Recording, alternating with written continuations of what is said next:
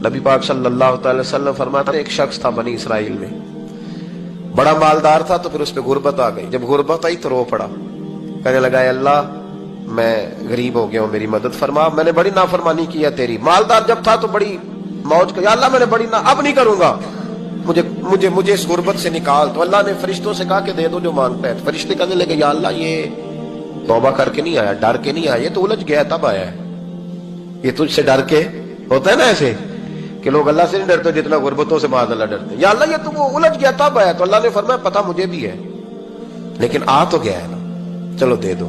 تو کہا یا اللہ اگر دے دیا تو دوبارہ نہیں آئے گا۔ فرمایا اس کا بھی مجھے پتا ہے، تم دے دو۔ اسے دے دیا۔ جب دولت مل گئی نا تو کہنے لگا اوہو وہ تو میں نے اس طریقہ صحیح استعمال کیا اس لیے کامیاب ہو گیا۔ پھر کچھ وقت گزرا تو پھر الجھ گیا، پھر قرضے چڑھ گئے، پھر سارے علاج کر، کہنے لگا یا اللہ اب نہیں کرتا، اب معاف کر دے۔ 70 دفعہ توبہ کی اور 70 دفعہ توڑی۔ حبیب کریم فرماتے ایک دن بستر پہ تھا، آسانی تھی، 70 دفعہ فرشتوں نے کہا یا اللہ یہ جھوٹا ہے، جھوٹ بولتا ہے، یہ تو غربت ہے، یہ تو تیری بارگاہ میں آیا ورنہ کبھی نہ آتا، بیمار ہوا ہے تو آیا، اس کا تو بچہ بیمار ہوا ہے تو آیا ورنہ کبھی نہ آتا۔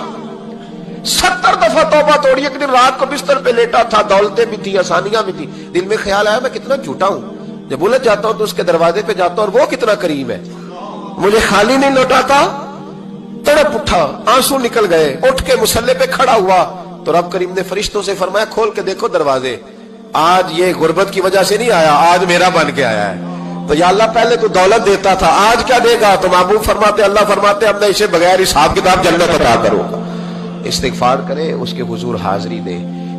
جس طرح سارا کچھ چھوڑ چھاڑ کے لوگ کہتے ہیں کہ 1 مہینہ میں نے کسی سیاحتی مقام پہ رہنا ہے، میں نے اب کسی ٹھنڈے علاقے میں چلے جانا ہے، برف باری دیکھنی ہے، سیر کرنی ہے، 10 دن کی چھٹیاں وہاں گزارنی ہے، چلو 7 چھٹیاں وہاں گزار لو، 3 دن اپنے اللہ کے ساتھ گزارو، روزے رکھو، دن کو رات کو قرآن شریف پڑھو، تلاوت، کچھ وقت دو اللہ کے ساتھ، حضور پر درود و سلام بھیجنے کے لیے، نبی پاک کی نعت کے لیے، اذکار کے لیے، بزرگوں کے لیے، پھر دیکھنا اللہ روح کو کتنا سکون دیتا ہے۔ آخر دعوانا الحمدللہ رب العالمین۔